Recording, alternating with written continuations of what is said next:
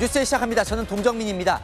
이재명 정부가 각 분야에서 속도를 내고 있습니다. 북한을 향한 첫 액션이 나왔습니다. 자, 이재명 대통령이 대북 확성기 방송을 전면 중단하라는 지시를 내렸습니다. 윤석열 정부가 제기한 지 1년 만에 중단입니다. 외교안보 라인 투톱이 있죠. 한미 관계를 중시하는 동맹파 위성락 국가안보실장, 남북 관계를 중시하는 자주파 이종석 국가정보원장 후보자. 자, 동맹을 챙기는 G7 정상회의 참석에 앞서 자주파의 힘을 실는 대북 유화책을 제시했다는 평가입니다. 첫 소식 이솔 기자입니다. 정부가 1년간 이어온 대북 확성기 방송을 전면 중지했습니다. 군 관계자는 오늘 오후부터 전방 전선에 설치된 대북 확성기 방송을 중지한다며 상부 지시에 따른 조치라고 밝혔습니다. 지난해 6월 윤석열 정부는 북한의 쓰레기 풍선 살포와 9.19 남북군사 합의 효력 정지에 대응해 대북 확성기 방송을 재개했습니다.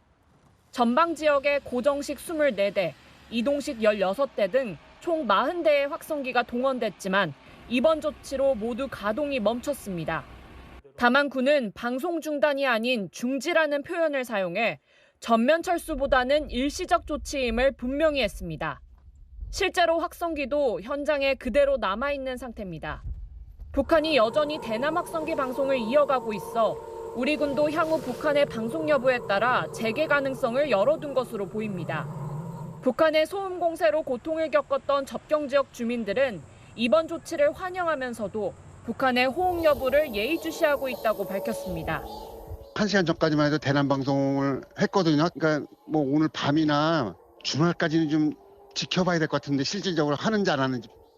이재명 대통령이 후보 시절 약속했던 남북 간 긴장 완화 조치들이 취임 일주일 만에 이행된 가운데 한 안보 소식통은 이번 조치를 북한과의 대화 분위기 조성을 위한 선제적 제스처로 평가했습니다. 채널A 뉴스 이솔입니다. 대통령실은 대북 확성기 방송 중단이 이재명 대통령 지시라고 했습니다. 대선 공약을 실천한 거라고요? 자, 추가 액션이 또 있을 수 있는 건지 대통령실 연결해 보겠습니다. 자, 이동훈 기자, 대통령 지시다 이렇게 명확하게 말을 한 거죠? 네, 강유정 대통령실 대변인 선제적인 조치고 이재명 대통령이 직접 지시했다고 말했습니다. 직접 들어보시죠. 이재명 대통령은 최근 북한의 중대한 도발이 없었던 상황에서 긴장 완화를 위한 선제적 조치로 이번 결정을 내렸고, 이는 남북 간 군사적 대치 상황을 완화하고 상호 신뢰 회복에 물꼬를 트기 위한 조치입니다. 대북 대남 방송 상호 중단은 이 대통령의 대선 공약인데요. 대통령실 관계자는 한반도 평화, 대국민 공약 이행 차원에서 이뤄진 선제 조치라고 설명했습니다. 북한과 사전 협의는 없었던 걸로 전해집니다. 이 대통령은 그동안 진짜 안보는 싸우지 않아도 되는 평화라며 윤석열 정부의 대북 강경책을 비판해왔는데요. 통일부가 이틀 전 민간단체의 대북전단 살포 중단을 요청한 것도 그 일환으로 해석됩니다. 이 대통령은 남북 간 소통 채널 복원도 공약한 만큼 북한에 추가 제언을 할 가능성도 제기됩니다. 자, 오늘 결정에 이종석 국가정보원장 후보자가 역할했을 가능성도 있습니까?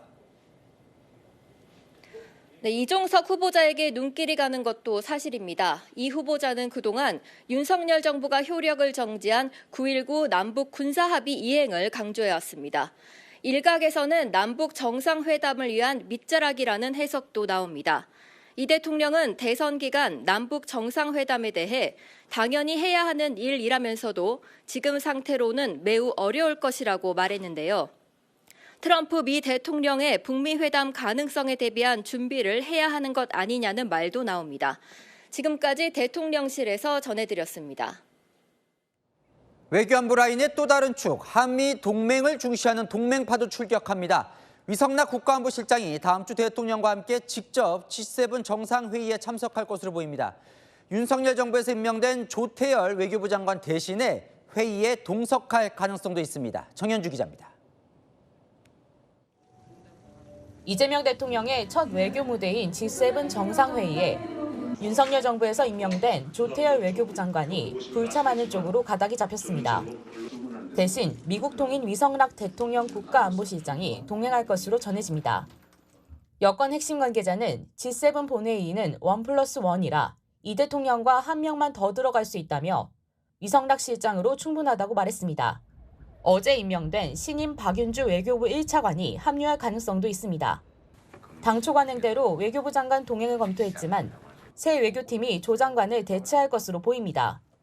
위 실장과 박 차관 모두 외교부 북미국과 워싱턴에서 근무한 미국통입니다. G7 정상회의에 앞서 각국 정상과의 통화에도 속도가 붙고 있습니다. 이 대통령은 오늘 오후 페트르 피알라 체코 총리와 20분간 통화를 하고 우리나라가 최근 수주한 체코 원전에 대한 상호 협력 의지를 공유했습니다. 이 대통령이 취임한 지난 4일 체코 신규 원전의 최종 계약이 전격 체결된 바 있습니다. 양국 간 협력이 원전을 넘어 첨단 산업, 인프라, 에너지 등 다양한 분야를 아우르는 포괄적 협력으로 확대될 수 있도록 긴밀히 협력해 나가기로 했습니다. 이 대통령은 피알라 총리에게 향후 편리한 시기 한국에 방문해 주기를 기대한다고 말했습니다. 채널A 뉴스 정현주입니다. 자, 이번엔 경제 관련 속도 좀 보겠습니다. 이재명 대통령이 오늘 한국거래소를 방문했는데요. 주가지수 5천 시대를 활짝 열어가자며 다 바꿔야 한다고 말했습니다. 무엇을 바꿔야 한다고 했는지 여인선 기자가 전합니다. 이재명 대통령은 취임 후 첫 현장 일정으로 한국거래소를 방문해 자본시장 활성화 의지를 드러냈습니다. 제가 장담을 했잖아요. 민주당 정권 이재명 정부 수립 자체만으로도 3천원 갈 거다. 노력을 해야죠. 주식을 부동산 버금가는 투자 수단으로 키워 주가지수 5천 시대를 열겠다는 겁니다. 이를 위해선 공정하고 투명한 시장 질서 확립이 중요하다고 강조했습니다. 주가 조작 등 불공정 거래에 대한 원스트라이크 아웃 제도를 도입하고 부당이득에 과징금을 물려 환수하기로 한 겁니다. 이 대통령은 한국 주식이 저평가받고 있는 것과 관련해 기업들의 행태를 꼬집으며 다 바꿔야 한다고 말했습니다. 무슨 물적 불안이니 무슨 인수합병이니 이런 거 해가지고 갑자기 내가 가진 주식이 좋은 우량주였는데 갑자기 껍데기가 돼 있어요. 일부 대기업들이 쪼개기 상장을 하면서 개미 투자자들이 피해를 본 사태를 염두에 둔 발언으로 보입니다. 그 과정에서 자신을 휴면 개미로 표현하며 과거 IMF 사태 때 복잡한 금융상품에 투자했다가 크게 손해본 경험을 털어놓기도 했습니다. 이 대통령은 경제의 선순환이 될 수 있도록 기업들의 적극적인 배당도 촉구했습니다. 우리나라는 배당을 안 해요. 여러 가지 이유가 있겠죠. 그래서 배당을 좀 촉진하기 위한 세제 개편이나 제도 개편을 저희가 준비하고 있습니다. 이 대통령이 거래소를 찾은 오늘 코스피는 3년 5개월 만에 2,900선을 돌파하며 6거래일째 상승세를 이어갔습니다. 채널A 뉴스 여인선입니다. 검찰청 폐지도 다시 수면 위로 떠올랐습니다. 검찰청 폐지 법안이 다시 발의됐는데 정부 조직 개편 과정에서 일부 성사될 가능성이 큽니다. 대통령실도 대통령의 검찰개혁 의지를 재차 강조했습니다. 유준 기자입니다. 더불어민주당 의원들이 검찰청을 폐지하는 법안을 잇따라 발의했습니다. 검찰의 수사권은 행정안전부 산하 중대범죄수사청으로, 기소권은 법무부 산하 공소청으로 나눠 사실상 검찰청을 해체하는 게 핵심입니다. 국민의 명령을 받들어서 검찰청을 폐지하겠습니다. 공소청을 신설해 대한민국에서 더는 표적수사, 하명수사, 정치적 수사라는 단어가 쓰이지 않도록 하겠습니다. 수사권 관할 문제는 국무총리 직속 국가수사위원회를 만들어 조율하겠다는 계획입니다. 법안을 낸 민주당 의원들은 정부와 공식 협의를 하지는 않았다면서도 3개월 내에 법안 처리가 필요하다고 밝혔습니다. 정부와 대통령실 인사들도 힘을 실어주는 발언을 내놨습니다.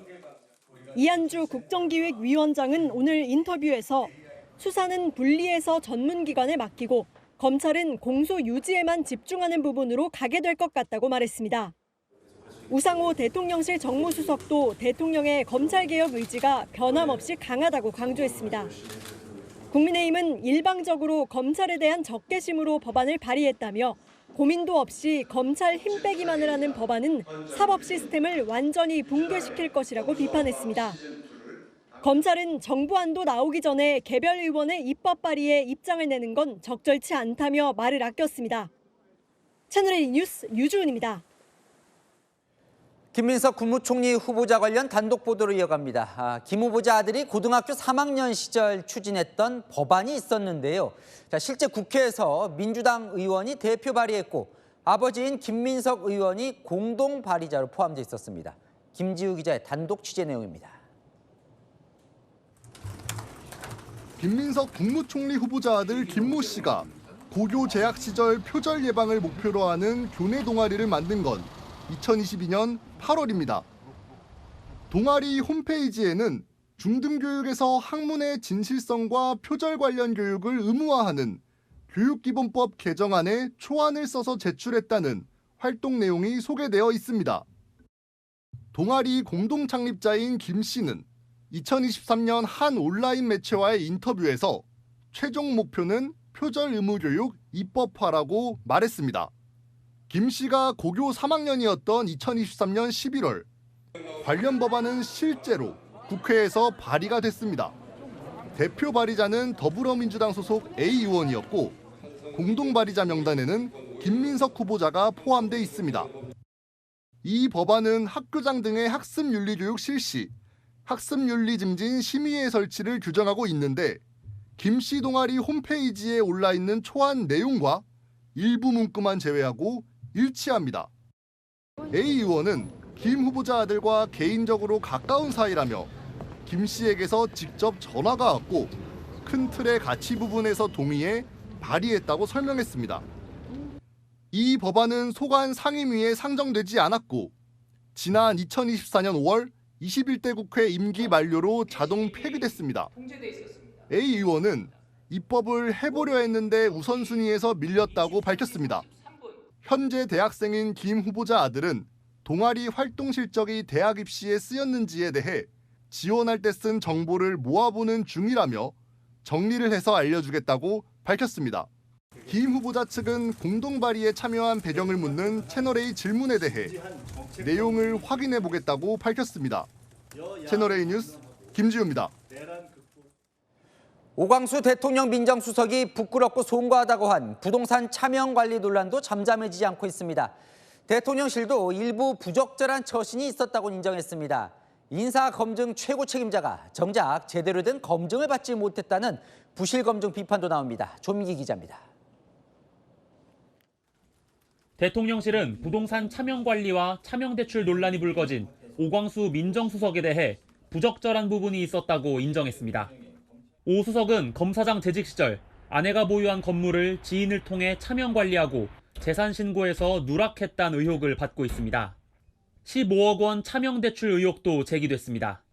대통령실 관계자는 일부 부적절한 처신이 있다고 보지만 본인이 그에 대한 안타까움을 잘 표하고 있다고 판단한다며 거취에는 선을 그었습니다. 내부적으론 법무부에 있던 인사검증 기능을 민정수석실로 회수하자마자 터진 논란에 곤혹스러운 기류도 감지됩니다. 대통령실이 어제 언론을 통해 접했다고 밝히면서 검증 과정에서 놓쳤다는 지적에 직면한 겁니다. 민주당은 대통령실을 감쌌습니다. 인사검증 시스템은 지난 정권의 그 시스템이 현재는 작동되고 있는 거 아니겠습니까? 예. 아직 출범한 지 며칠 안 된 그런 정권에 대해서 묻는 것은 조금 적절하지 않은 거고. 경제정의실천 시민연합은 부동산 실명제를 위반한 민정수석이 고위공직자 인사검증을 맡을 수 있냐며 임명 철회를 촉구했습니다. 채널A 뉴스 조민기입니다. 민주당 원내대표 선거가 이틀 앞인데 출마한 김병기 의원의 아들 국정원 취업 청탁 의혹이 터졌습니다. 김 의원은 해당 의혹이 사실이면 의원직 사퇴까지 언급하면서 강력 부인했고 국민의힘은 진상규명을 요구하고 나섰습니다. 박자은 기자입니다. 아들의 국정원 취업 청탁 의혹에 김병기 더불어민주당 의원은 탈락이 사실이면 의원직에서 사퇴하겠다며 강력 반발했습니다. 2014년 국정원 신입공채 마지막 관문인 신원조사에서 탈락했던 김 의원 아들은 2017년 경력공채에 합격했습니다. 2016년 7월 김 의원 배우자가 당시 국정원 기조실장에게 전화한 통화 녹취록이 한 언론을 통해 보도되면서 청탁 의혹이 제기됐습니다. 김 의원은 2014년도에 김병기를 증오한 세력들이 작당해 신원조사 합격을 번복하고 탈락시켰다고 주장하며 2016년 통화는 국정원이 먼저 요청했다고 주장했습니다. 기조실장이 전화를 해달라고 그랬습니다. 해명을 하겠다고. 안 사람이 법적 조치를 하겠다고 그랬거든요. 저는 사실 안 사람을 말리는 입장이었거든요. 국민의힘은 2016년 이전에도 청탁이 있었을 것이라며 김 의원 부인이 국정원 기조실장과 아들 관련 통화를 한 것만으로도 중대한 잘못이라고 지적했습니다. 그러면서 진상규명과 원내대표 후보자 사퇴를 촉구했습니다. 국정원은 입장을 따로 내지 않았습니다. 채널A 뉴스 박자은입니다. 조국혁신당이 대선 끝나자마자 조국 전 대표 사면 그리고 교섭단체 요건 완화 등을 공개 거론하기 시작했습니다. 민주당을 향한 협조 요청인데 민주당 입장은 뭘까요? 송정현 기자입니다. 조국혁신당이 조국 전 대표의 사면론을 공론화했습니다. 김선민 조국혁신당 당대표 권한대행은 조국 전 대표와 정경심 전 교수 모두 검찰권 남용 피해자라며 조 전 대표 사면이 필요하다고 언급했습니다. 조국혁신당은 지난 대선에서 후보를 내지 않고 이재명 대통령을 공개 지지했습니다. 대선 후보로 이재명 후보께서 선출되었습니다. 새로운 다수 연합을 위해 야권 유력 후보를 지지하겠다고 약속드렸습니다. 조국 전 대표는 지난해 12월 대법원에서 징역 2년의 실형을 확정받고 수감 중입니다. 사면, 복권 없이는 2028년 총선 출마가 불가능합니다. 최강욱 전 더불어민주당 의원은 대통령이 최단 기간 내에 사면하고 함께 힘을 합치자는 말을 조 전 대표 수감 전에 했다며 빠른 시간 내 이루어지지 않을까 한다고 했습니다. 민주당은 이 대통령의 조국 전 대표 사면 가능성에 거리를 두고 있습니다. 실제로 이재명 대통령의 성품상 그런 발언을 하시지는 않았을 거다. 조국혁신당은 교섭단체 요건 완화 논의에도 속도를 내고 있습니다. 오늘 김선민 당대표 권한대행이 박찬대 민주당 원내대표와 비공개 회동했는데 여기서 현행 20석인 교섭단체 요건을 낮출 필요성을 피력한 걸로 확인됐습니다. 현재 조국혁신당 의석은 총 12석. 교섭단체 요건을 낮추려면 국회법 개정이 필요한데 과반 의석을 가진 민주당의 협조가 필수적입니다. 채널A 뉴스 송정현입니다. 네, 국민의힘 의원들은 서울 고등법원 앞으로 몰려갔습니다. 이재명 대통령의 선거법 파기환송심 연기를 결정한 재판부를 향해 권력 앞에 아부한다고 날을 세웠습니다. 이다혜 기자입니다. 국민의힘 의원들이 법원 앞에 모여 구호를 외칩니다. 법 위에 정치 없다. 사법정의 지켜내자. 지켜내자. 지켜내자. 지켜내자. 실시하라. 이재명 대통령의 공직선거법 위반 사건 파기환송심에 이어 대장동 사건 재판도 사실상 중단되자 이를 규탄하는 현장 의원총회를 연 겁니다. 국민의힘은 법원이 스스로 무릎을 꿇었다며 거세게 비판했습니다. 제1야당 대표이기 때문에 대통령 후보이기 때문에 대통령이 되었기 때문에 그 다음에 또 무슨 핑계를 대겠습니까? 그냥 이재명이었기 때문에 재판을 끌어왔던 것 아닙니까? 이재명의 개물나라 독재국가의 공범이 되고 있다는 사실을 꼭 명기해야 합니다. 꼭 기억해야 합니다. 담당 판사 이름을 일일이 거론하며 재판 재개도 촉구했습니다. 판사, 부끄럽지 않습니까? 당신들이 어떻게 서울고등법원의 판사들하고 떳떳하게 이야기할 수 있습니까? 김용태 비대위원장은 이 대통령이 자신의 재판을 맡았던 이승엽 변호사를 헌법재판관 후보로 검토하는 것을 언급하며 사법 파괴라고 꼬집었습니다. 헌법재판소에 자신의 측근을 심어 대통령을 겨냥한 그 어떤 법적 화살도 닿을 수 없도록 방탄 구조를 완성하겠다는 것입니다. 국민의힘은 단 한 사람을 위해 재판이 지연되는 나라가 돼선 안 된다며 릴레이 농성과 범국민 서명 등을 진행하겠다고 예고했습니다. 채널A 뉴스 이다혜입니다. 이른바 3대 특검을 두고 윤석열 정부에서 임명된 국무위원들이 반발한 걸로 확인됐습니다. 어제 이 대통령 주재로 열린 국무회의 자리였습니다. 이진숙 방송통신위원장은 정치 보복으로 비칠 수 있다며 직접적인 반대 입장을 밝혔습니다. 이상원 기자가 단독 취재했습니다. 우리야 국민으로부터 위임받은 일을 하는 국민들의 대리인이지 특정한 인연 때문에 하는 일은 아니지 않습니까? 어제 이재명 대통령 주재 국무회의에서 내란, 김건희 여사, 최상병 3대 특검을 두고 윤석열 정부에서 임명한 국무위원들의 반발이 있던 것으로 확인됐습니다. 비공개로 전환되자 이 대통령은 얘기하실 분들은 다 말씀해보라고 했고 이진숙 방송통신위원장은 정치보복으로 비칠 수 있다고 반대 의견을 보였습니다. 이 위원장은 대선 과정에서 통합의 대통령이 되겠다고 얘기했는데 그 정신에도 맞지 않는다고도 말했습니다. 이 위원장 외에도 국무위원 다수가 특검법의 문제를 제기한 것으로 확인됐습니다. 김서구 법무부 차관은 이미 검경 수사가 이루어지고 있다며 특검법 위헌성에 대해 10분 이상 설명했습니다. 김선우 국방부 차관은 외환유치죄 수사는 과도하다. 박상우 국토교통부 장관은 반대쪽에선 반발이 클 것이라고 말한 것으로 알려집니다. 국무위원들의 의견을 들은 이 대통령은 참고하겠다고 언급했다고 한 참석자는 전했습니다. 채널A 뉴스 이상원입니다. 자, 미국 LA 일부 지역에 긴급 사태가 선언됐습니다. 심야에 통행 금지령도 내려졌는데요. 자, 반트럼프 시위대뿐 아니라 도심 매장 곳곳에서 기물을 파손하고 약탈하는 일이 벌어지고 있습니다. 김민곤 기자입니다.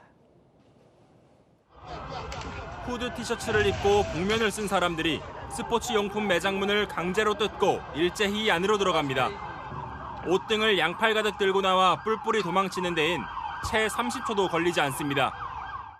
인근 애플 매장도 급습해 고가의 태블릿 PC와 스마트폰을 훔쳐 달아납니다. 한밤중 잇따른 상점 약탈에 경찰이 출동했지만 도난범들이 하도 많다 보니 체포가 쉽지 않습니다. 가게 주인과 직원들은 다음 날 아침에야 깨진 유리창을 쓸어내며 주변을 정리했고 도난을 막기 위해 목재로 문과 벽면을 보강했습니다. 로스앤젤레스에서 닷새째 불법 이민자 추방 반대 시위가 열리고 있는 가운데 도심 치안이 마비되면서 약탈까지 발생하고 있는 겁니다. LA 경찰에 따르면 현지 시각 그제에서 어제 사이 약탈 현장에서 14명을 포함해 시위 참가자 등 총 113명을 체포했다고 밝혔습니다.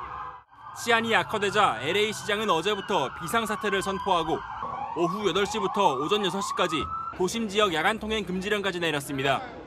LA 시민들도 찬성과 반대 의견이 엇갈렸습니다. Those whole situation what we're watching is not right because this is destroying the city. The federal government are the ones instigating. 시위가 계속 이어질 기미에 트럼프 행정부는 주 방위군 4,000명과 해병대원 700명을 동원했지만 현장에 대비한 훈련을 받고 있을 뿐 본격적으로 투입은 이뤄지지 않고 있습니다. 채널A 뉴스 김민곤입니다. 반트럼프 시위는 LA를 넘어 미국 전역으로 확산되고 있습니다. 트럼프 행정부가 LA뿐 아니라 다른 도시에도 군 배치를 검토한다는 이야기가 나오는데요. 최주현 워싱턴 특파원이 그 반트럼프 시위 현장에 다녀왔습니다. 저항하는 시위 참가자 한 명을 경찰이 넘어뜨려 제압하고 다른 사람들도 잇따라 연행합니다. 한쪽에서는 왕복 8차선 도로를 가득 메운 시위대가 경찰과 대치합니다. 현지 시각 어제 시카고에서 열린 불법 이민자 단속 반대 집회 현장에선 로스앤젤레스 못지않은 긴장감이 감돌았습니다. 비슷한 시각 뉴욕 맨하튼 거리에서도 시위가 열려 약 45명이 연행되기도 했습니다. 경찰의 진압이 부당하다며 일부 시위 참가자들이 물을 뿌리며 반발하는 등 충돌은 밤 늦게까지 이어졌습니다. 미국의 수도 워싱턴에서도 백악관 근처에서 사람들이 모여 트럼프 행정부 규탄 구호를 외쳤습니다. 시위대는 트럼프가 군대를 투입해 표현의 자유를 막고 있다며 강하게 비판했습니다. So the fact that they can send the Marines into the streets of LA means that they could do it in any community and under any pretense. He's not a king, he's a president, and his job is to serve the American people. LA에서 시작된 불법 이민자 단속 반대 집회는 현재 샌프란시스코와 애틀란타, 포틀랜드, 샌안토니오 등 22곳으로 확산됐습니다. 이에 트럼프 행정부가 다른 주요 도시에도 LA처럼 군대를 투입하는 방안을 검토 중이라는 보도도 나왔습니다. 특히 이번 주말 워싱턴 DC에서 미 육군 창설 250주년 기념 열병식이 열리는데 같은 시각 반 트럼프를 외치는 노 킹스 시위도 예고돼 있어 긴장감이 높아지고 있습니다. 워싱턴에서 채널A 뉴스 최주현입니다. 트럼프 미 대통령은 물러설 생각이 없어 보입니다. 시위대는 동물이라는 발언까지 하면서 강경 대응을 예고했는데요. LA 현지 경찰의 대응 수위도 높아지고 있습니다. 서주희 기자입니다. 한 시위 참가자가 기마병에게 둘러싸인 뒤 넘어지고 말에게 짓밟히기도 합니다. 말 위에서 곤봉으로 시위자의 등과 머리를 내리치는 진압 요원도 보입니다. 로스앤젤레스에서 닷새째 불법 이민자 추방 반대 시위가 이어지는 가운데 경찰과 군의 진압 방식도 점점 강경해지고 있습니다. 불법 이민자 추방을 최우선 과제로 내세운 도널드 트럼프 미국 대통령이 시위대에 한 발짝도 물러서지 않겠다는 입장을 고수하고 있기 때문입니다. 현지 시각 어제 미국 최대 육군기지인 포트브래그를 찾은 트럼프는 LA 시위대를 동물 폭도로 부르며 초강경 대응을 예고했습니다. These are animals. They only burn it. People that burn the American flag should go to jail for 1 year. 또 LA의 주 방위군과 해병대 등 4,700명의 군병력을 동원한 것은 정당하다며 이를 반대하는 캘리포니아 주지사와 LA 시장이 범죄 침입자들의 도시 점령을 돕고 있다고 맹비난했습니다. 또 현지 시각 14일 자신의 생일이자 미 육군 창설 250주년을 기념해 열리는 군사 퍼레이드에서 시위가 있을 경우 강경하게 진압하겠다고 경고했습니다. For those people that want to protest, they're going to be met with very big force. 이런 가운데 케빈 뉴섬 캘리포니아 주지사는 법원에 트럼프 행정부의 LA주 방위군 투입을 금지해달라고 긴급 가처분 신청을 냈지만 법원은 이를 기각하고 양측의 의견을 듣는 심리기일을 열기로 했습니다. 채널A 뉴스 서주입니다. 내일부터 이른 장마가 시작될 걸로 보입니다. 제주에서 시작해 주말은 내륙까지 많은 비가 내린다고 하는데요. 예년보다 일주일 이른 시작입니다. 김재혁 기자가 보도합니다. 베트남 동쪽 바다에 소용돌이 하나가 눈에 띕니다. 중국 남부 해안을 따라 이동할 것으로 보이는 1호 태풍 우딥입니다. 오늘 올여름 첫 태풍이 발생하면서 우리나라에도 때이른 장마가 시작됩니다. 기상청에 따르면 내일부터 제주도를 시작으로 모레는 남부 해안에, 이후 주말 사이에는 내륙에도 많은 비가 내릴 것으로 보입니다. 태풍의 영향으로 많은 수증기가 한반도 쪽으로 유입되면서 정체 전선의 세력이 커진 가운데 북태평양 고기압의 확장에 밀려 점점 북상할 전망입니다. 열대에서 수증기가 유입되어 13일과 14일 제주도와 남해안을 시작으로 전국으로 비가 확대되겠습니다. 2011년과 2020년 6월 10일 이후로 역대 세 번째로 이른 장마이자 예년보다는 일주일가량 빠릅니다. 기상청은 장마 전선이 본격적으로 북상하는 시기를 오는 19일 이후로 내다보고 있습니다. 따라서 중부와 남부 지방이 장마권에 접어드는 6월 하순쯤이 될 전망입니다. 올해 장마 기간엔 이미 많은 비가 예보됐습니다. 기상청이 발표한 올여름 예보에 따르면 장마가 시작되는 6월은 평년보다 강수량이 많고 이후 7에서 8월은 평년과 비슷할 것으로 예상됩니다. 채널A 뉴스 김재혁입니다. 네, 보이스피싱 수법이 점점 더 교묘해지고 있습니다. 심리적으로 지배당한 20대 여성은 스스로 모텔에 들어가 20시간 넘게 보이스피싱 조직과 연락을 주고받았는데요. 현장에 출동한 경찰조차 쉽게 믿지 못하는 정도였습니다. 김대욱 기자가 취재했습니다. 경찰이 모텔 안으로 들어갑니다. 여자친구가 금융감독원에서 전화를 받은 뒤 방에서 나오지 않는다는 신고를 접수한 겁니다. 경찰관인데 보이스피싱 피해 의심된다고 해가지고 좀처럼 휴대전화를 놓지 못하는 여성. 보이스피싱이 의심되니 확인이 필요하다는 요청을 거부합니다. 신분을 밝혀도 소용없습니다. 제복 경찰 공무원 말 안 믿으면 누구 말 믿을 거예요? 마지못해 내놓은 휴대전화는 이미 해지한 공기계입니다. 새로 개통한 휴대전화에 악성 앱이 깔려 있는 걸 보여줘도 여성은 금융감독원 사람을 만나기로 했다며 의심을 거두지 않습니다. 가스라이팅 당하신 거예요, 본인. 몇 시간씩 했죠, 지금. 그러니까 본인이 세뇌된 거야, 그게. 이 20대 여성은 검사를 사칭한 보이스피싱 조직원의 연락을 받고 20시간 넘게 모텔방에 머물고 있었습니다. 가짜 수사 서류를 받고 겁에 질린 상태로 지시를 따르고 있었는데 경찰이 40분 이상 설득한 끝에 더 큰 피해를 막을 수 있었습니다. 피해자 확인 절차라고 얘기를 하면서 제3자와 차단된 상태에서 생각을 할 수 없게끔 모텔이나 숙박업소로 유인을 하게 되는 겁니다. 경찰은 최근 숙박업소에 고립시킨 뒤 피해자를 가스라이팅하는 보이스피싱이 성행하고 있다며 주의를 당부했습니다. 채널A 뉴스 김대욱입니다. 거동이 불편한 70대 노인을 폭행하고 돈을 빼앗은 40대 남성이 붙잡혔습니다.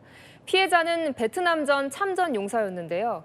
수년 동안 괴롭힘이 이어진 걸로 드러났습니다. 송채은 기자의 단독 보도입니다. 중년 남성이 벤치에 앉아 있는 모자를 쓴 70대 남성에게 다가갑니다. 가까이 오지 말라고 손짓하지만 계속 다가가는 남성. 노인이 저항하다 바닥에 쓰러지자 주머니를 뒤져봅니다. 발길질을 하며 다가오는 걸 막아보려 하지만 아랑곳 않고 다시 주머니를 뒤져 지폐를 꺼내 챙깁니다. 그리고는 쓰러진 노인을 남겨두고 그대로 자리를 뜹니다. 남성은 앞서 4시간 전에도 같은 노인을 폭행해 돈을 빼앗았고 노인은 팔과 얼굴을 다쳤습니다. 그 사람이 고력자 피해자를 위해서 몸을 잘 못 써요. 그 사람을 모가지를 잡아서 절로 위니까 저 구탱이로 넘어가면서 저 섬세로 뛰어갖고 일어나지 못하는 거예요. 40대 남성이 노인에게 빼앗아간 돈은 3만 4천 원. 피해 노인은 베트남전 참전 용사로 전해졌습니다. 주민은 피해 노인이 이웃들에게 간식을 사달라고 부탁하려고 평소 현금을 가지고 다니다 표적이 된 것 같다고 말했습니다. 경찰은 남성이 3년 전부터 노인의 돈을 상습적으로 빼앗아 온 것으로 보고 있습니다. 경찰은 남성을 강도 혐의로 구속해 내일 검찰에 사건을 넘길 예정입니다. 채널A 뉴스 송채은입니다. 네, 얼마 전 공항에서의 연예인 경호를 두고 과잉 논란이 일었었죠. 이번엔 걸그룹 경호원이 여성 팬을 강압적으로 제지하는 모습이 공개돼 논란입니다. 소속사와 팬 사이에선 진실 공방까지 벌어지고 있습니다. 조현진 기자입니다. 8인조 신인 걸그룹 하츠투하츠 멤버들이 중국 출국을 위해 공항에 도착했습니다. 멤버들을 보러 온 팬들이 주위를 둘러싼 가운데 카메라를 든 여성이 달려오다 멤버 한 명과 어깨를 부딪힙니다. 그러자 옆에 있던 경호원이 여성의 목을 잡아챕니다. 계속 여성을 밀어내며 셔틀 트레인 탑승을 막습니다. 당시 영상이 온라인에 확산되면서 과잉 경호 논란이 불거졌습니다. 소속사인 SM 엔터테인먼트는 출국 현장에서 소위 사생이 지속적으로 멤버들을 밀치고 신체적인 접촉을 시도했다며 경호원이 이를 제지하는 과정에서 순간적으로 물리적인 힘을 가하게 됐다고 해명했습니다. 그러자 여성이 반박에 나섰습니다. 몸에 멍이 든 모습을 공개하며 이번 일로 전치 4주 부상을 입었다고 주장했습니다. 동선이 겹쳐 멤버와 부딪힌 건 사과하고 싶지만 사람을 짐승 다루듯 진압해도 되는 거냐고 분노했습니다. 하츠투하츠는 지난 3월에도 공항 민폐 논란을 일으킨 바 있습니다. 멤버들을 보기 위해 팬들이 몰려 아수라장이 되자 출국을 앞둔 시민들이 항의하는 소동이 벌어졌습니다. 채널A 뉴스 조현진입니다. 한 그릇에 10만 원이 훌쩍 넘는 호텔 빙수가 인기인 반면 5,000원 안팎의 1인용 컵빙수들도 불티나게 팔려나가고 있습니다. 카페들의 가성비 전략에 소비자들이 지갑을 연 건데요. 우현기 기자가 취재했습니다. 서울의 한 커피 전문점입니다. 이른 무더위에 빙수를 먹는 손님들이 보입니다.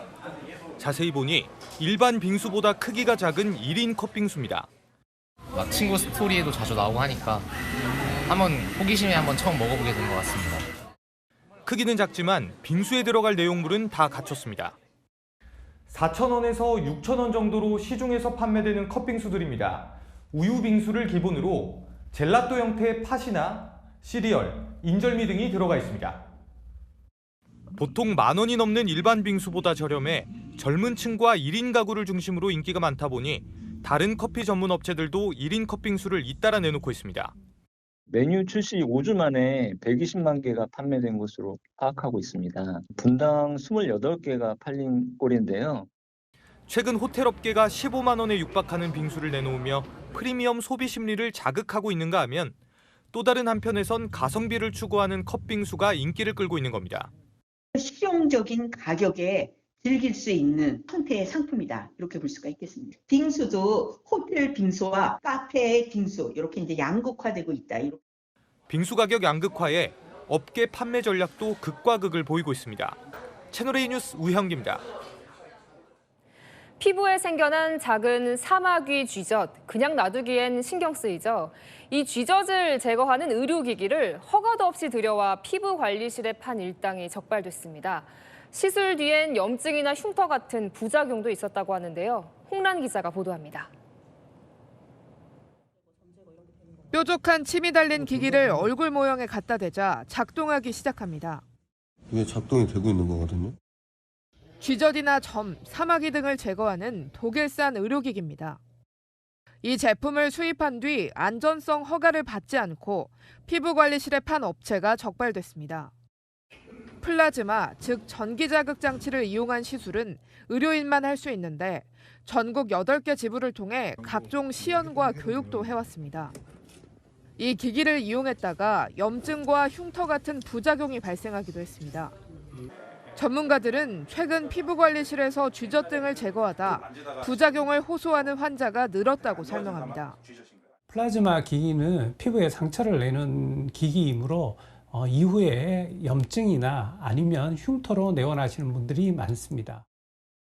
SNS에서 유행 중인 셀프 제거 방법도 조심해야 한다는 지적입니다. 크림이나 아니면 실, 도구들이 있는데 이 모든 기구는 다 피부에 상처를 내게 됩니다. 피부에 상처를 내고 2차적으로 세균 감염이 생기는 경우에는 더 큰 문제를 일으키기 때문에 피부에 자극이 되는 시술은 가능한 병원을 찾는 게 제일 안전하다고 당부했습니다. 채널A 뉴스 홍란입니다. 저속 노화 식단 들어보셨나요? 건강한 식습관으로 신체 노화의 속도를 늦춘다는 건데요. 최근 트렌드로 떠오르면서 다양한 제품이 나오고 있습니다. 정말 효과가 있을지, 맛은 어떨지 궁금해지는데요. 경제카메라 김태우 기자가 취재했습니다.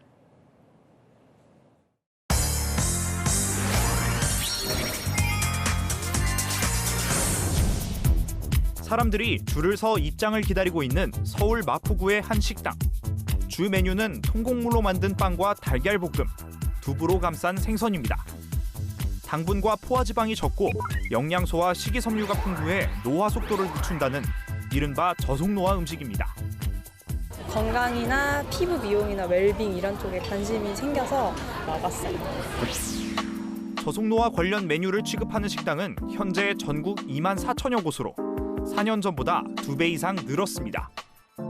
마트에서는 곤약으로 만든 떡과 김밥 등이 인기리에 판매 중이고 당일에 만든 저속노화 식단을 공유하는 온라인 모임까지 등장했습니다. 서로 동기부여의 선순환 구조가 좀 생기는 것 같아요. 저속노화 음식은 일반 메뉴와 식감은 비슷하지만 설탕이 들어가지 않아 재료 본연의 향과 맛이 더 잘 느껴집니다. 짠맛이나 매운맛도 훨씬 덜합니다. 평균 수명이 늘어나면서 건강 수명이 중요해지자 저속노화 음식이 인기를 끌고 있다는 분석이 나옵니다. 한쪽은 밀떡과 설탕이 들어간 일반적인 떡볶이고 다른 한쪽은 곤약과 대체당이 들어간 건강식 떡볶이입니다. 이 두 떡볶이를 각기 다른 날 공복 상태에서 먹으면 혈당이 어떻게 달라지는지 직접 실험해 보겠습니다. 일반 떡볶이를 먹었을 때는 식후 1시간 혈당이 총 46mg/dl가 올랐지만 건강식 떡볶이를 먹고 오른 혈당은 그 절반 수준에 불과했습니다. 곤약 밖으로 빠지는 식이섬유 덩어리여서 혈당을 최고점을 더 빠르게 올랐다가 하강하는 것을 볼 수 있습니다. 다만 전문가들은 저속노화 식단을 짜기 전 의사와 반드시 상담하고 운동과 규칙적인 생활 습관을 동반할 것을 권합니다. 필수 영양소 균형이 잘 맞아야 되는 거고요. 혈압이 높다든가 자기 자신의 건강 수준에 맞는 그런 저속노화 식단을 실천해야 되는.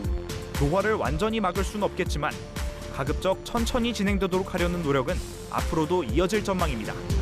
경제카메라 김태우입니다. 한국이 낳은 세계적인 소프라노 조수미 씨가 중국을 매료시켰습니다. 공연을 보기 위해 4시간을 날아온 관객도 있었는데요. 꽉 막혔던 문화의 벽 한한령마저 허물었습니다. 베이징에서 이윤상 특파원이 취재했습니다. 중국 북부 허베이성의 한 대학 공연장 입구에 긴 줄이 늘어서 있습니다. 공연 시작 1시간 전부터 소프라노 조수미의 공연을 보기 위해 중국 팬들이 몰려든 겁니다. 중국 최남단에서 비행기를 4시간이나 타고 온 사람도 있었습니다. 所以来这边是无比的激动的，也是很荣幸的。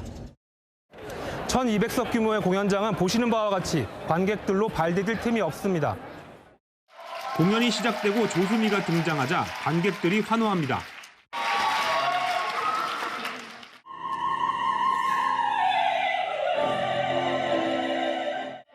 열창에 감동한 관객들은 박수를 보냅니다.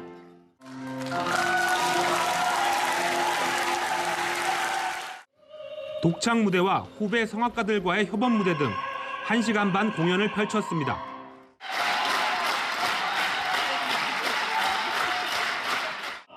앙코르 무대에선 중국인들에게 익숙한 중국 노래를 부르자 관객들은 감동하며 함께 노래를 불렀습니다.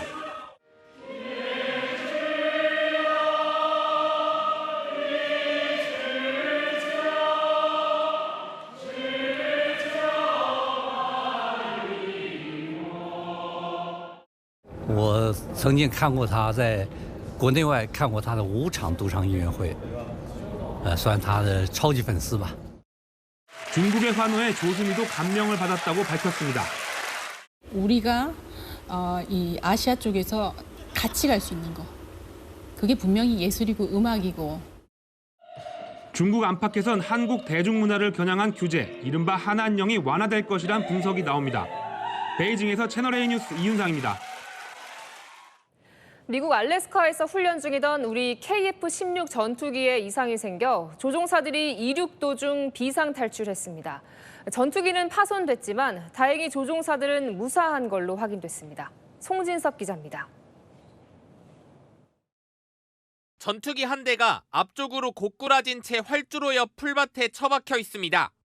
기체에서는 붉은 화염과 함께 시꺼먼 연기가 치솟고 소방대원들은 불길을 잡기 위해 전투기 주변으로 다급히 몰려듭니다.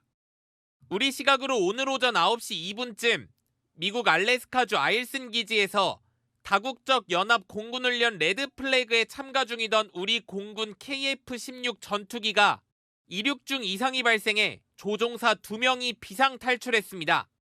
랜딩 기어가 활주로에서 떨어지자마자 이상 징후가 포착된 겁니다. 조종사 2명은 바로 탈출해 경미한 화상과 열상만 입고 현지 군 병원에서 치료를 받고 있습니다. 앞서 지난 5일 우리 공군은 미국 태평양 공군사령부가 주관하는 레드 플래그 훈련에 KF-16 전투기와 다목적 공중급유 수송기 등 항공기 11대와 장병 100여 명을 파견했습니다. 이번 사고는 16일부터 실시될 훈련을 앞두고 현지 적응 비행 과정 도중 발생한 것으로 알려졌습니다. 이륙중 상승 직후에 탈출을 했다. 그리고 화재가 보였다는 것은 결국은 엔진 손상 또는 엔진 화재가 발생한 사항이 제일 크죠. 다만 화재가 언제 어떻게 발생했는지는 아직 확인되지 않았습니다. 우리 공군은 오늘 저녁 사고 원인 분석을 위해 조사팀 10여 명을 현지로 파견할 예정입니다. 채널A 뉴스 송진섭입니다. 네, 미국에서 경찰의 추적을 피해 달아나던 트럭이 역주행으로 달리다 사고를 냈습니다. 오스트리아의 한 고등학교에선 총기 난사 사고로 11명이 숨지는 최악의 참사가 발생했습니다. 김유진 기자입니다. 흰색 트럭 한 대가 경찰차의 추적을 피해 달아납니다. 짐칸에 있던 사람은 나무 판자를 길바닥에 고의로 떨어뜨려 경찰을 방해하기도 합니다. 급기야 중앙선을 넘어 역주행하더니 마주오던 여러 대의 차와 정면으로 충돌합니다. Multi-car crash. The white male's out on foot. So we're going to need at least 3 to 5 medics probably. 차에서 내린 동승자 4명은 경찰을 피해 달아나다가 언덕에서 굴러 떨어지기도 합니다. 현지 시각 5일 미국 오하이오주 모레인에서 경찰을 피해 역주행하던 트럭 운전사가 6중 추돌 사고를 낸 뒤 체포됐습니다. 경찰은 트럭에 번호판이 없던 점을 수상히 여겨 추격에 나선 것으로 전해진 가운데 현재 운전자를 조사 중입니다. 교실 밖에서 여러 발의 총소리가 들리더니 곧 무장 경찰이 학교에 진입하고 놀란 학생들이 서둘러 건물을 빠져나갑니다. 오스트리아 그라치의 한 고등학교에서 현지 시각 어제 오전 총기 난사 사건이 발생해 현재까지 최소 11명이 숨지고 12명이 다친 것으로 알려졌습니다. 용의자는 과거 이 학교 출신의 21살 남성으로 범행 후 학교 화장실에서 숨진 채 발견됐습니다. 오스트리아는 유럽에서 총기 소지가 비교적 자유로운 나라지만 총기 사고가 자주 발생하지는 않습니다. 오스트리아 정부는 이번 사고를 사상 최악의 사고로 규정하고 사흘간 국가 애도 기간을 선포했습니다. 채널A 뉴스 김유진입니다. 더불어민주당에서 국민의힘 해산 관련 공개 발언들이 나오기 시작했습니다. 윤석열 전 대통령 내란죄가 확정될 경우 국민의힘이 정당 해산 심판을 받게 되는 법안도 발의돼 있습니다. 먼저 구자준 기자입니다. 박홍근 민주당 의원이 국민의힘 정당 해산 심판을 공개 언급하고 나섰습니다. 국민의힘은 반성도 쇄신도 없으니 국회가 정당법을 개정해 해산에 나서야 한다고 주장한 겁니다. 당원이었던 대통령이 내란이나 외환으로 파면되거나 형이 확정되면 정부가 지체 없이 헌법재판소에 정당 해산 심판을 청구해야 한다는 내용입니다. 이 법이 통과되면 윤석열 전 대통령의 내란죄가 확정될 경우 정부가 자동으로 국민의힘 정당 해산 심판을 청구하게 됩니다.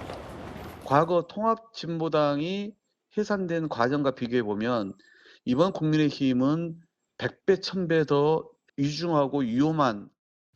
일부 의원들은 국민의힘 해산을 위한 서명 기자회견도 열었습니다.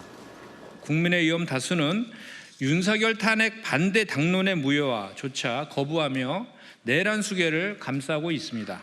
정당 해산 사유는 이미 차고 넘치며 지도부는 민생 안정이 중요한 만큼 협치가 우선이라며 선을 긋고 있지만 일부 의원들의 개별 언급에 대해 적극적으로 제지하지는 않는 분위기입니다. 위헌 정당 해산 심판은 전체 헌법재판관 가운데 6명 이상 찬성할 경우 인용되고 해당 정당은 즉각 해산됩니다. 채널A 뉴스 구자준입니다. 국민의힘에서도 정당 해산에 대한 우려가 나오는데요. 그중 한 명이 김용태 비대위원장입니다. 오늘 소속 의원들에게 탄핵의 강을 건너자고 호소문을 보냈습니다.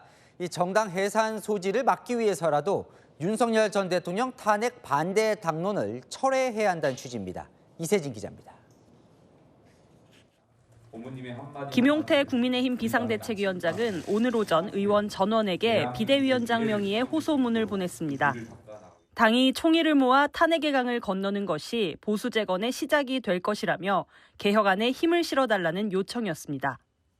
진심은 통하는 법이니까요. 제가 당을 위해서 냈던 그 개혁안 중에 하나인 탄핵 반대 당론 무효화에 대한 진정성을 담아서 김용태 위원장 측은 민주당 일각에서 정당 해산 심판 움직임이 있어 탄핵 반대 당론 무효화는 어떻게든 짚고 넘어가야 한다는 의지가 있다고 전했습니다. 계엄 사태에 대한 국민의힘의 자정 목소리를 부각하면 정당 해산 심판 청구 명분을 무력화시킬 수 있다는 겁니다. 김 위원장은 대선 과정에서 후보 교체 논란 역시 정당 해산 심판의 빌미가 될 수 있다며 예고했던 당무감사위도 서두르고 있습니다. 저도 지도부의 당시 지도부 일원으로서 내일 출석해서 연담 조사가 예정되어 있습니다. 이재명 대통령께 법치란 무엇인지 법치의 준엄함을 보여드릴 수 있도록 하겠습니다. 다만 의원총회 동의를 얻지 못한 상태에서 당무감사를 개시한 데 대한 충돌도 예상됩니다. 채널A 뉴스 이세진입니다. 국민의힘 투톱이 충돌 모양새입니다. 김용태 비대위원장은 오늘 의원총회에서 전당대회 개최를 확정지을 구상이었는데요. 자, 예정된 의총 시각 40분 전 원내 지도부가 돌연 취소 공지를 냈습니다. 개혁안을 둔 힘겨루기 양상입니다. 백승현 기자입니다. 권성동 국민의힘 원내대표 명의로 의원총회 취소 문자가 발송된 건 오늘 오후 1시 20분쯤입니다. 예고했던 2시 의총 40분 전이었습니다. 개혁안을 둘러싼 당내 이견 노출 우려가 취소 이유였습니다. 결론이 나지 않는 부분에 대해서 계속해서 서로 간에 의견이 왔다 갔다 하다 보면은 갈등이나 분쟁이 있는 것처럼 비칠 소지가 크기 때문에 그래서 오후 의총은 취소하기로 했습니다. 김용태 비상대책위원장은 즉각 반발했습니다. 사전 협의도 없이 의총 취소 문자를 받았다며 개혁 과제별 의원총회 개최를 요청한다고 원내 지도부를 압박했습니다. 당내 의원들도 여기에 대해서 이해할 수 없다라고 생각하시는 의원들도 계시기 때문에 그 민주주의의 길에 저희 지도부가 역행할 필요는 없다라고 생각이 듭니다.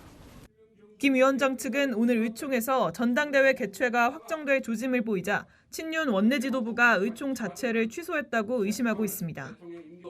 친윤 진영에서는 조속한 전당대회 대신 비대위 체제를 선호해 왔습니다. 권성동 원내대표는 16일 새 원내대표를 선출하면 새 기분으로 다시 논의하면 된다며 조금 기다렸다 하면 되지 김 위원장이 불편할 게 뭐 있냐고 말했습니다. 채널A 뉴스 백승현입니다. 성현랑 기자와 열왕야랑 시작합니다. 첫 번째 주제 보겠습니다. 자, 저 4명이 유명한 인사라는 거 외에 공통점 뭘까요? 국민 프로듀스가 뭘 택합니까? 네, 바로 공직을 맡을 후보입니다. 어제부터 이 국민 추천제가 시작됐죠. 첫날부터 뜨거운 관심과 열기 쏟아졌습니다. 시행 첫날인 어제 하루 동안 총 11,324건의 추천이 접수됐습니다. 가장 많은 추천이 들어온 자료는 법무부 장관, 보건복지부 장관, 검찰총장 순계였습니다. 궁금한데요. 누가 추천됐는지? 네, 공식 사이트나 대통령 SNS 등으로 추천받고 있는데요. 누가 추천됐는지, 몇 표 얻었는지는 공개되지 않습니다. 그래서 대통령 SNS 댓글을 직접 찾아봤거든요. 자, 가장 궁금한 게 가장 추천이 많이 들어온다고 했던 이 법무부 장관. 누가 거론됩니까? 네, 검찰개혁 외치는 2명이었습니다. 김용민 민주당 의원, 검찰 출신의 박은정 조국혁신당 의원인데요. 이 문영배 전 헌재소장 대행, 이탄희 전 의원도 꽤 많이 언급되더라고요. 정치권에선 비법조인 윤호중 의원 등이 하마평에 오르고 있죠. 색채가 강한 사람들이 많군요. 검찰총장은요? 네, 윤석열 정부 강하게 비판해온 이문정 검사 추천글이 가장 많이 보였습니다. 네, 보건복지부 장관은요? 여긴 2파전입니다. 정은경 전 질병관리청장, 이국종 국군 대전병원장이요. 정 전 청장은 실제로 후보군에 포함된 걸로 알려지죠. 이쪽이 또 뜨겁다던데 문화체육관광부 장관이요. 네, 전현직 장관에 유명인들이 많잖아요. 이창동 영화감독, 또 배우 출신 김명곤, 유인촌 장관도 있고요. 국민 추천도 그래서인지 파격적입니다. 방송인 유재석 씨부터 봉준호 감독, 가수 아이유까지 언급됐고요. 대통령 공개 지지했던 윤일상 작곡가, 이원종 배우 등도 이름 올렸습니다. 여러분은 어떤 인물을 추천하시겠습니까? 네, 다음 주제 보겠습니다. 자, 대통령이 한밤중에 뭘 알렸을까요? 시계를 만들겠다고 알렸습니다. 얼마 전 이 전현희 의원이 이재명 대통령을 만나고 와서 대통령 시계 얘기 꺼냈던 것부터 떠올려 보시죠. 이재명 시계 없냐 그랬더니 뭐 그런 거 뭐 필요해. 그러니까 예산을 함부로 전혀 쓰지 않으려 나라 돈을 아끼겠다 이런 의식이 너무 철저하죠. 사실